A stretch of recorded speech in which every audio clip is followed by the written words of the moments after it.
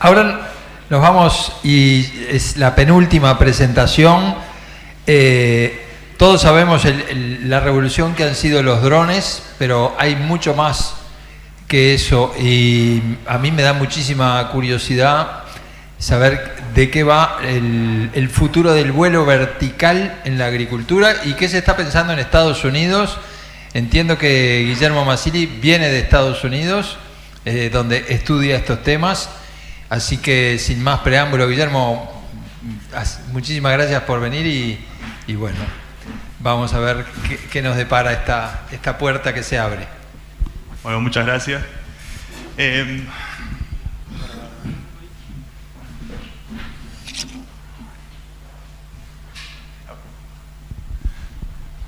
Ok, bueno, voy a intentar hacer esto lo más rápido posible. Hemos estado acá por un par de horitas, ¿no? Pero felicitaciones a Cervac, 25 años. Y muchas gracias a la CINA también por invitarme. Yo soy ingeniero aeroespacial y también candidato a doctorado. El año que viene esperemos recibirme. Estoy terminando mi disertación justamente en vuelo vertical, que es todo lo que sea dron o helicóptero, todo lo que se despega verticalmente. Entonces, para hacer una introducción rápida, se van a dar cuenta muy rápidamente de que mi rubro no es el agrícola, pero vengo a hablar de una aplicación de lo que es la agrícola.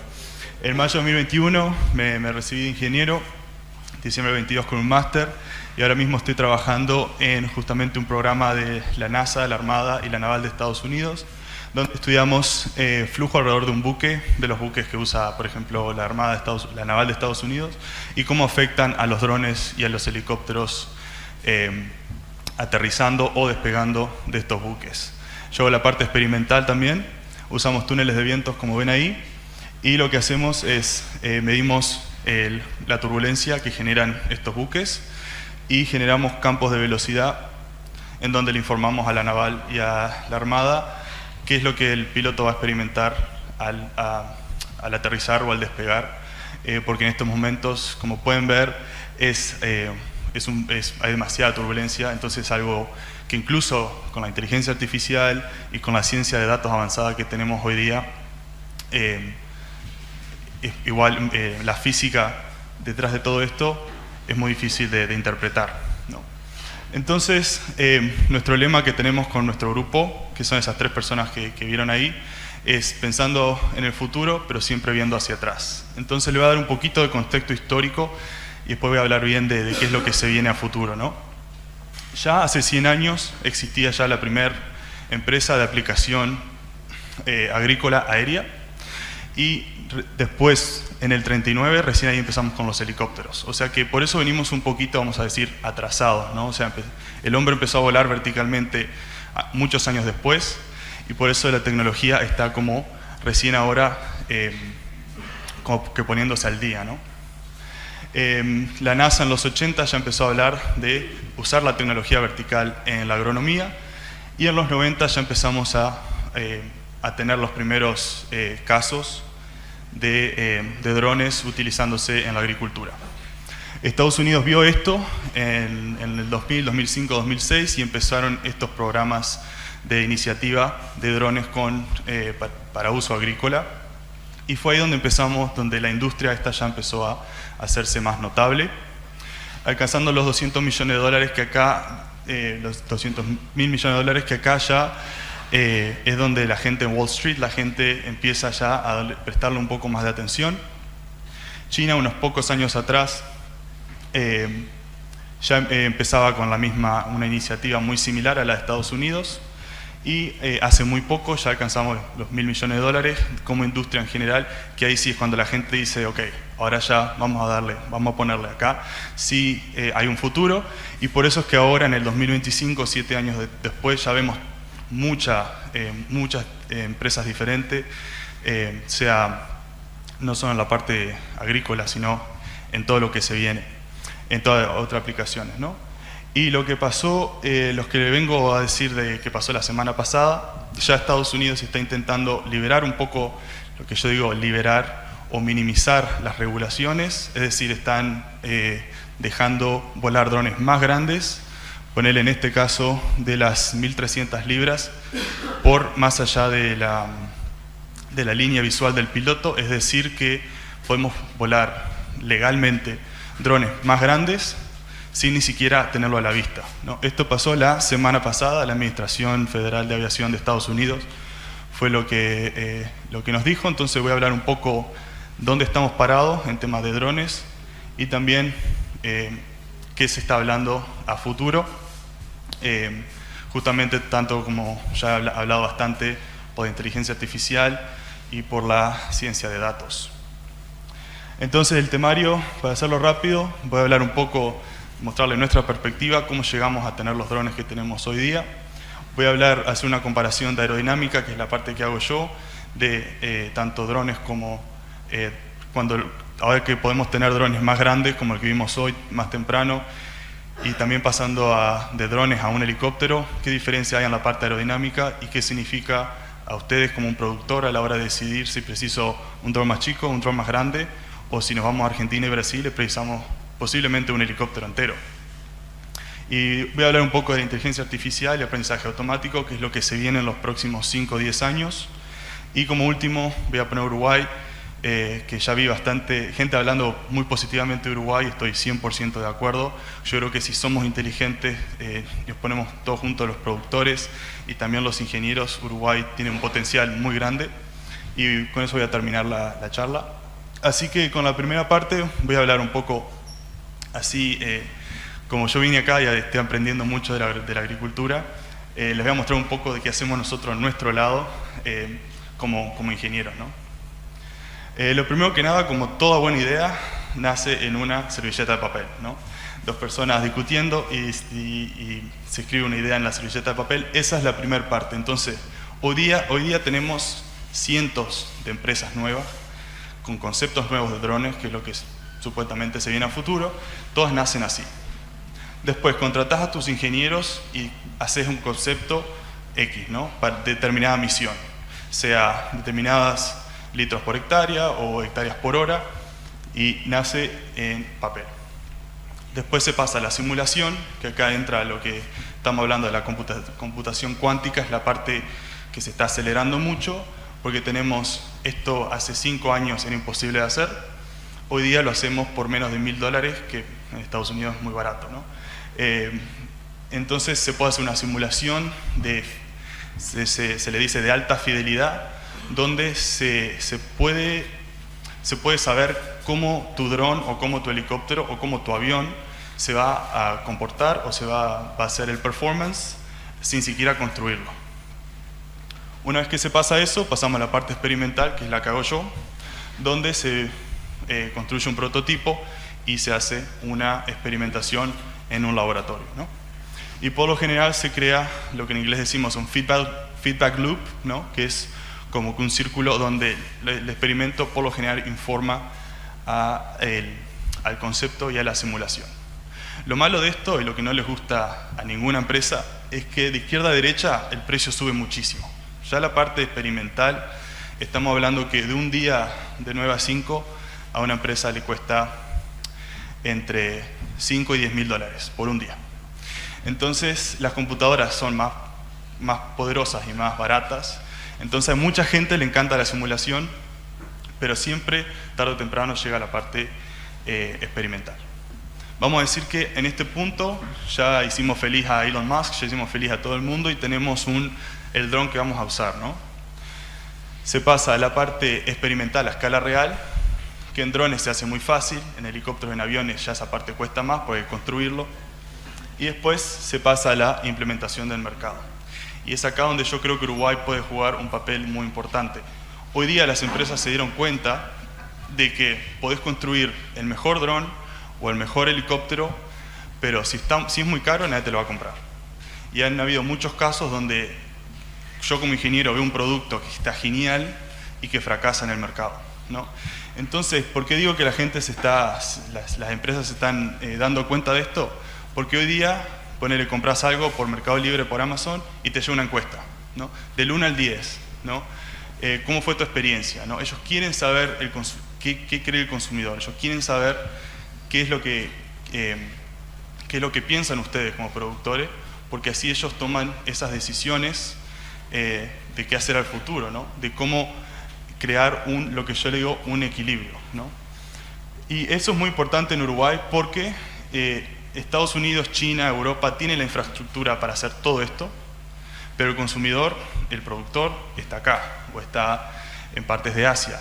Entonces ellos están intentando entender cada mercado, ¿no? para corroborar de que lo que van a hacer ellos va a ser exitoso, ¿no? De que van a tener gente comprando. Y yo creo que ahí Uruguay puede tener un papel muy importante. Lo voy a decir al final de mi charla, voy a volver a este tema, pero lo que sabemos es que la innovación, la mejor innovación se crea con un balance. Nosotros como ingenieros en las computadoras y en los laboratorios, y también escuchándolo al productor, que es el que va a comprar y el que va a pagar por esto, ¿no? Entonces, voy a volver al final de mi charla a decir por qué Uruguay, o cómo Uruguay también puede jugar un papel importante en la región, en toda Sudamérica. Ahora voy a hablar un poco de mi parte específica, que es la aerodinámica, y como ideas para que un productor sepa por qué un dron o un helicóptero es diferente a usar una máquina, una fumigadora común, o usar un avión. Los drones usan microrotores, rotores chicos, ¿no? Entonces, ¿qué pasa? Crea un efecto suelo, ¿no? En vez el avión crea un vórtice que queda suspendido en el aire. El dron empuja aire hacia abajo, ¿no? Entonces, como vimos hoy, como vimos en el video que ya lo puse, el efecto suelo es cuando el flujo va hacia abajo y después se dobla hacia el costado. O sea, no es a velocidades subsónicas, que es todo esto de drones, la partícula de aire sabe que el piso está, entonces se va a doblar. ¿Qué pasa? Como productor, ¿por qué esto es importante? Porque ahora ya no estás rociando la planta solo por encima, la estás rociando por el costado también. Entonces estás penetrando en la planta mucho más, y este efecto nunca te lo vas a sacar de encima. Si estás cerca del suelo vas a tener efecto suelo, ¿no? ¿Qué pasa? Crea un vórtice, estos son parte experimental, crea un vórtice que es muy débil, tiene muy poca inercia, ¿no? Entonces, si tenés un cultivo chico como soja, la podés rociar, te va a mover la planta, ¿no? Pero como ven ahí, ese vórtice, que es el que en verdad tiene esa inercia, se dispersa muy fácilmente, ¿no? Entonces creas una estela que te rocía la planta, pero no por muchos, se va a girar y va a doblar hacia el costado, pero no te va a llegar muy lejos, ¿no? Esa es la parte que nosotros vemos experimentalmente.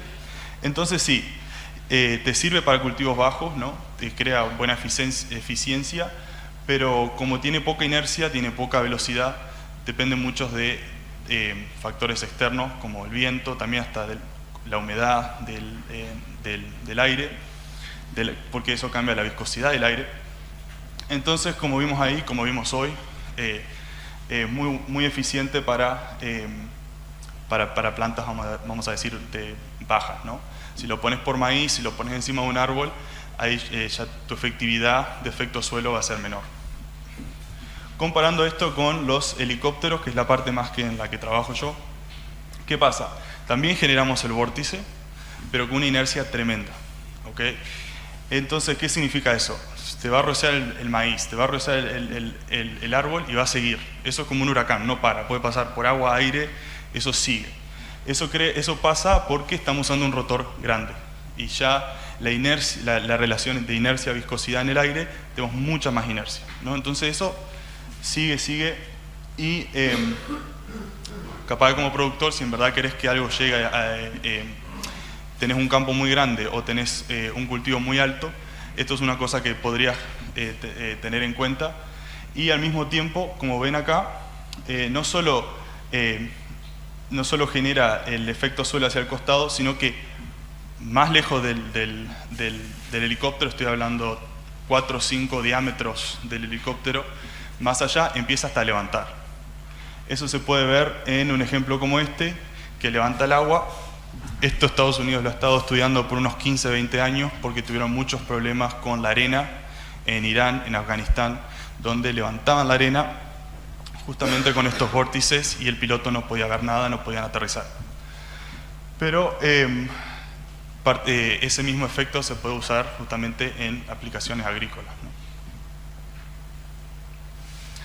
Así que un poco, no hablé mucho de aviones porque no quiero ser muy largo, pero el avión crea el vórtice y lo deja suspendido en el aire. Esa es la física, así vuelan los aviones. El dron crea el flujo descendiente con poca inercia, y el helicóptero ya estamos hablando con algo que ese vórtice va a seguir para hacia el costado. Entonces, dependiendo del tipo de cultivo, dependiendo del tipo de aplicación que se desea hacer, se puede usar una de las tres opciones, ¿no? Ahí tenemos un poco, voy a hablar un poco más al final también del costo por hectárea, cobertura por hectárea. Yo sé que acá en Uruguay no se está hablando mucho de la aplicación de helicópteros, pero en Estados Unidos es algo que se está empezando a hablar. Yo creo que en la región se aplicaría un poco más a campos de mucha extensión, como en Argentina, en Brasil. Pero voy a dar un ejemplo de un helicóptero que tengo con que hablé con una compañía, ahora en unas diapositivas. Bueno, ahora un poco el rol de la inteligencia artificial. Es algo que se ha hablado mucho hoy, que se habla todo el tiempo.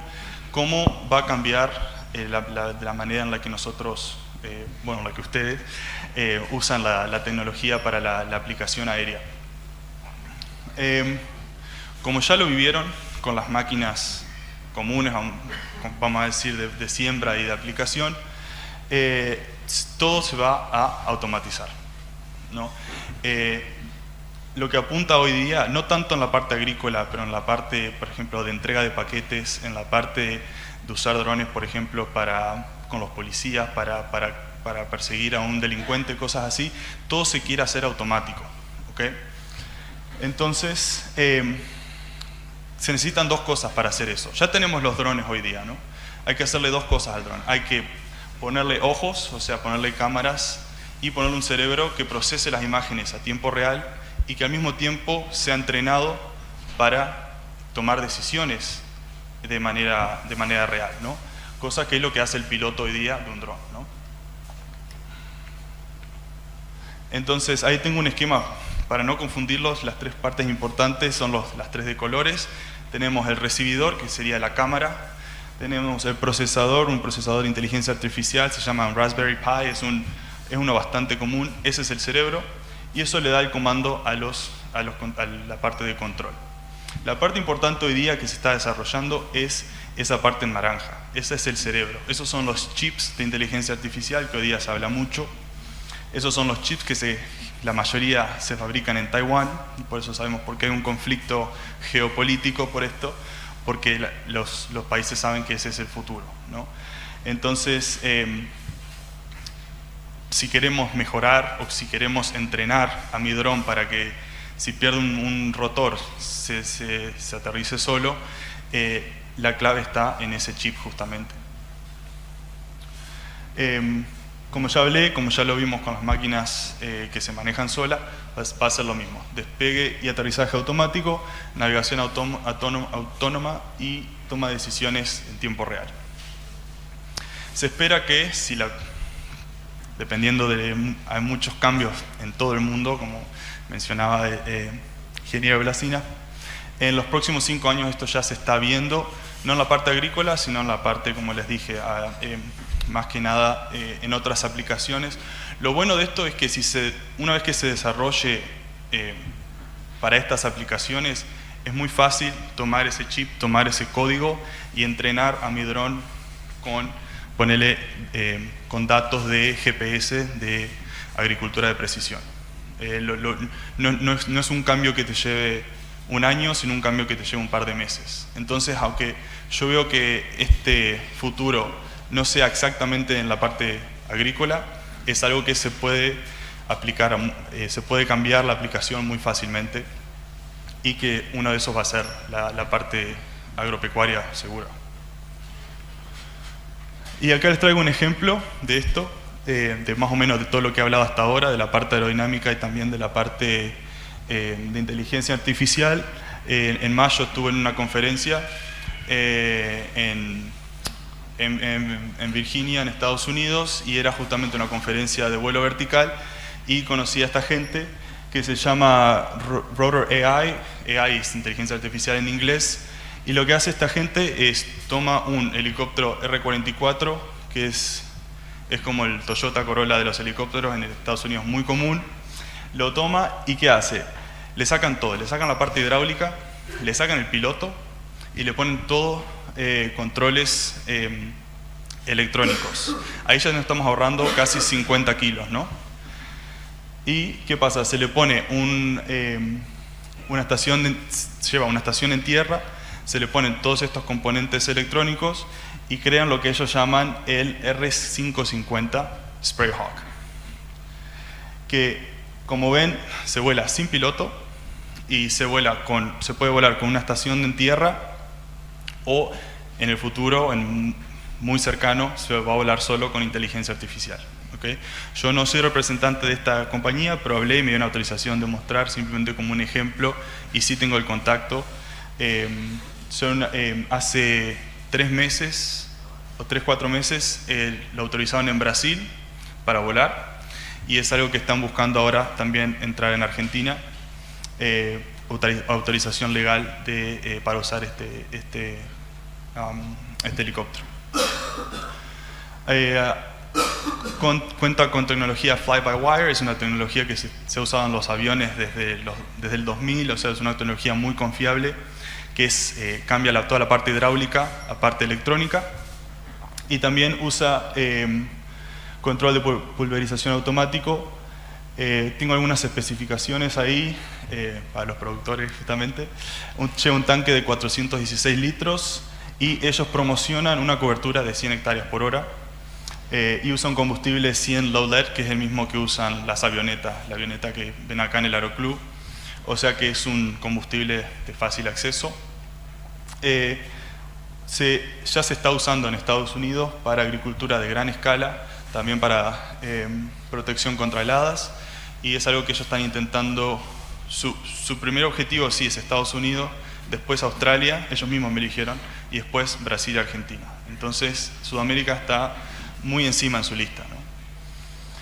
Y también esto es lo que ellos promocionan en su sitio web, o sea, lo comparan con, por ejemplo, 2 Agras T40, y promocionan $5 por hectárea, como les dije, 416 litros de tanque y 97 hectáreas por hora, algo muy parecido de lo que se consigue con un avión, pero no se necesita pista, no se necesita pagar un piloto, que hoy en Estados Unidos hoy día es lo que cuesta más, pagarle al piloto. Usa un tipo diferente de combustible, entonces lo que ellos promocionan es cobertura muy similar a lo que es un avión, mucho mayor a los drones obviamente, y el R-44 sería aplicando pero con el piloto, ¿no?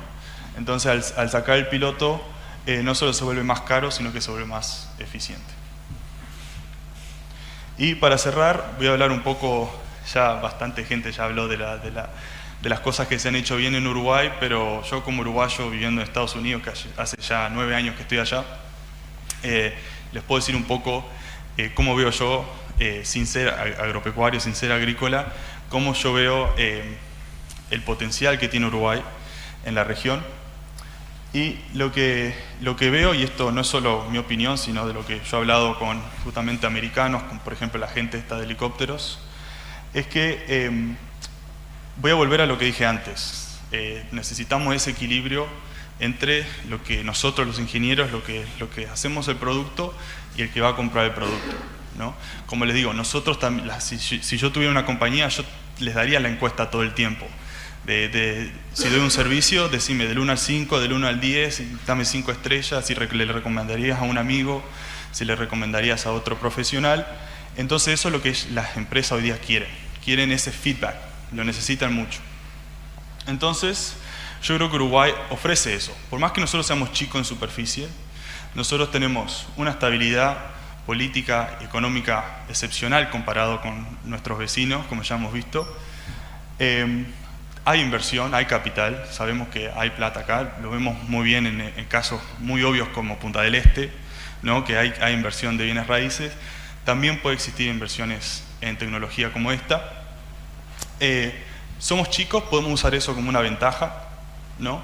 Si yo tengo, por ejemplo, la gente esta de los helicópteros, si yo tengo un producto que no sé 100% si me voy a tirar de cabeza a Argentina o a Brasil, sabiendo que hay mucha corrupción, sabiendo que hay mucha inestabilidad, capaz que empezamos a escala más chica, ¿no? No correr ese riesgo masivo de un mercado tan grande y hacer una experimentación del mercado, justamente. Y lo bueno es que estamos al lado de nuestros vecinos, ¿no? Podemos poner un servicio en Uruguay, un helicóptero, un servicio, empezamos chico, si funciona va a ser fácil expandirse, ¿no? Y entonces en inglés nosotros decimos un sandbox, que es justamente como acá nosotros diríamos una parcela, ¿no? Algo chico, fácil de controlar, fácil de regular, pero también fácil de expandir si funciona. Así que voy a cerrar mi charla diciendo que Uruguay ofrece el terreno ideal para sembrar innovación tecnológica y también cosechar impacto regional. Muchas gracias.